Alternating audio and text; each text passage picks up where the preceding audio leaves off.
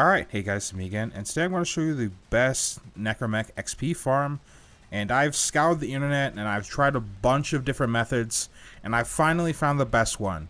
But before we get into the details, there's some things you need to know before getting into this. Necramech XP is still buggy as hell, but all you need to know is that your mech has to die in order for the XP to save, and you will lose all your mech's XP if you resummon it while it's still alive, or your Warframe dies, regardless if you saved or not. Also, if you enter the mech from your operator, the tab screen will no longer show how much XP you gain, but that's just a visual bug, so don't worry too much about that. Now, with that out of the way, the best place to get XP for your Necramech is actually Thermia Fractures. And the best solo Necramech XP farm is the Isolation Vault ending, because the enemies spawn infinitely as long as you don't summon Lloyd.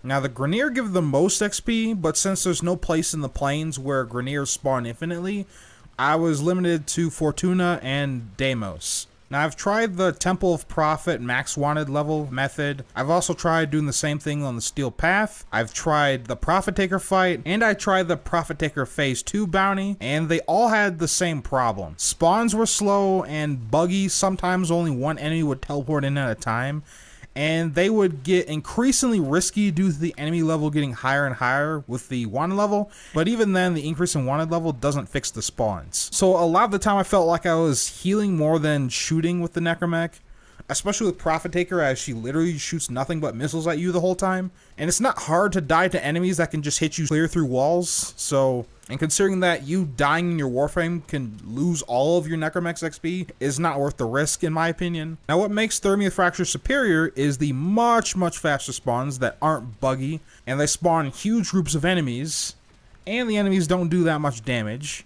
And as a bonus, you can turn the Thermia you get into Bile for Helma, so that's also a plus. Literally, the only downside to this is it works best in a group, which is actually fine because people are actually starting to do Thermia Fractures again, though I haven't actually attempted this one solo, mainly because I'm out of forma. But I leveled up so often here that I almost didn't need Protea because you get full energy from leveling up, though Protea was good to start out, and the energy did help out my teammates. Now, the team comp we were running was 2 Proteas, a Frost, and a Volt. We didn't coordinate our frames at all, that's just what we happened to be running, and I was the only one leveling my Necramech, but I also doubled as a DPS for the group with guard mode. Now, Frost Shield was huge and made it even easier. I didn't even have to heal my mech at all. And if you're going to attempt this solo or Steel Path, maybe a Frost with Dispensary would be a pretty good idea. But if you're actually going to coordinate this, the ideal team comp is probably going to be 3 Proteas and a Frost, most likely. Now, why is the Isolation Vault ending the best solo XP farm for Necramechs?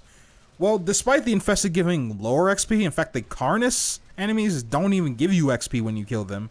The enemies don't deal a lot of damage, so you rarely have to heal your Necramech, and the spawns are very fast and consist mostly of heavy units, mainly the Saxum unit, which gives you about 900 XP on a kill. So despite the lower individual XP gains, the overall XP gain is much higher. So what I'd end up doing is I'd do this one first, to get to level 10, and to unlock guard mode, and then I'd turn to Thermia Fractures in a group. If you're curious what I have on my Necramech, this is what I have. I don't actually have a lot of Necramech mods, but what you want to have is all of the survivability mods, and also ideally the jump height mod, just so you can get around faster. There's a little trick you can do with the dash mechanic. You can just dash and then immediately jump, and you go really far.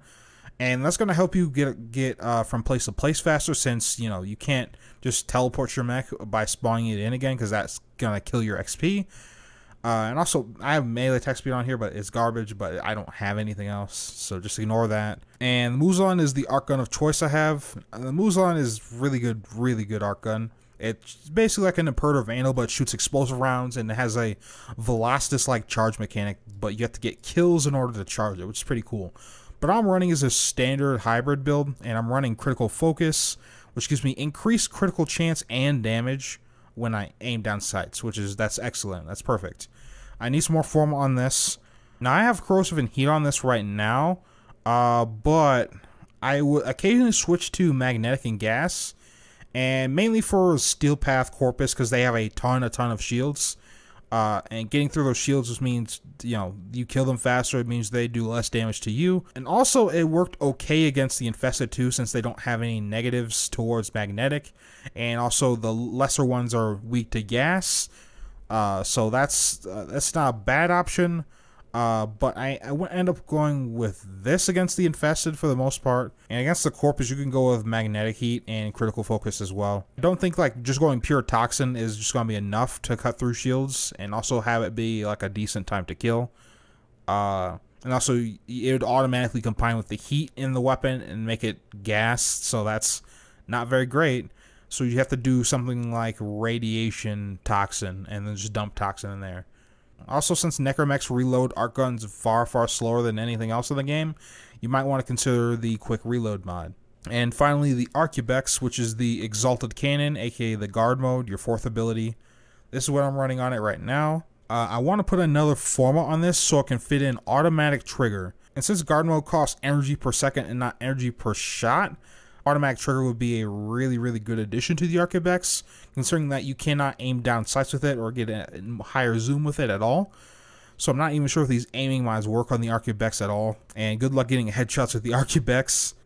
But I need to finish my build and I need more forma. So yeah, anyway guys, that's all for me. I want to thank you guys for watching. Hope you guys enjoyed. And I'll catch you guys next time. Peace.